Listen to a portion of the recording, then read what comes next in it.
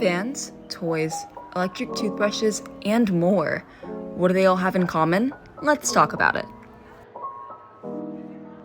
DC motors are quite common nowadays. They're a simple way to generate mechanical energy, which in turn makes your day-to-day life easier.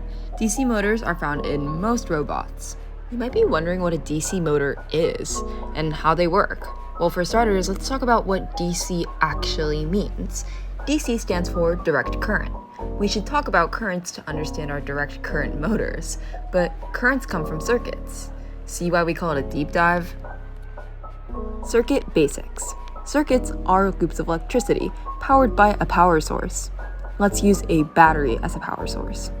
Now we can create a loop of wires connected to this power source, and we can also attach something in between these wires, like a light, and the electrons will be forced to flow through the wires, through the light, and then back to the battery. All of this is called a simple circuit. So now we know about circuits, and this is where we can explain currents. Currents are the flow of electricity in a circuit. Currents can go in different directions, and this is usually done by reversing the direction of the battery or switching the way the wires are connected. Sometimes, the way the current flows changes the function of items within the circuit. Remember this.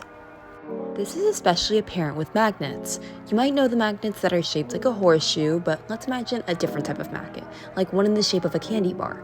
In every magnet, each side has a pole. One is the North Pole and the other is the South Pole. If we take another candy bar magnet, the opposite ends will attract and the equal ends will repel. Both the candy bar magnet and the horseshoe magnet cannot be turned off. This means they are permanent magnets. But what if there were magnets that could be turned on and off? What would that look like? Well, we can actually make a temporary magnet. An easy way to do this is simply coil a wire around a conductive material, like an iron nail. When this wire is connected to other wires in our simple circuit, the wire coil emits a magnetic field. When we disconnect the wires, the magnetic field completely disappears. This magnet we just created can also be called an electromagnet. All temporary magnets are electromagnets. Electromagnets have poles just like permanent magnets. However, electromagnets can reverse their polarity or swap the direction of their poles. Can you guess how we reverse the polarity of an electromagnet? I'll give you a few seconds. Okay, time's up. Switching the flow of the current can reverse the polarity of an electromagnet. Wait, Rose, what does this all even have to do with DC motors? Well, I can tell you that DC motors use circuits, currents, and electromagnets to function. This can get pretty complicated, so let's take it step by step. We'll start with our power source, a battery. Let's connect some wires and create a circuit. From there, we're going to add our electromagnet. If we put this electromagnet on an axle and surrounded by two other permanent magnets, the electromagnet will spin on its axle until the opposite poles align with each other. If we cross the wires over each other and reconnect it to the coil, the polarity of the magnet will reverse and the electromagnets will spin again until the opposite poles align. If we keep uncrossing and crossing the wires, we can make our electromagnet spin in a full circle. However, this is pretty meticulous. To fix this, let's ditch this corkscrew electromagnet. Instead, let's replace it with the new and improved armature. The armature is still an electromagnet, however the electromagnet is more in the shape of a slab than a candy bar. Just like our old electromagnet, the armature will spin until the opposite poles align.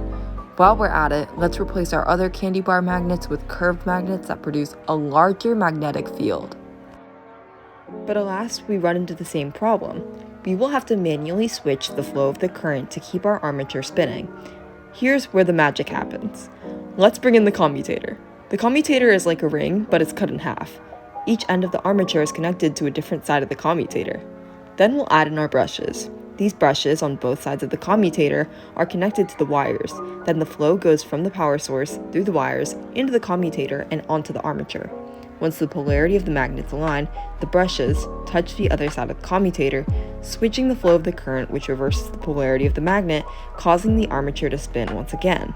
It's as if we switched the wires on our old electromagnet, except the machine did it all for us. This is an explanation of a simple DC motor. DC motors usually have more than one armature. That means our commutator will be divided into even smaller pieces. If we have 2 armatures, we'll have 4 commutator sections. If we have 6 armatures, we'll have 12 commutator sections. These armatures are usually secured in a rotor, and the rotor spins on an axle. This entire mechanical madness is encased within a motor case, and the axle sticks out on the end of one side of the motor. On the other side, we have 2 conductive ends, which wires can be soldered onto and added into a circuit.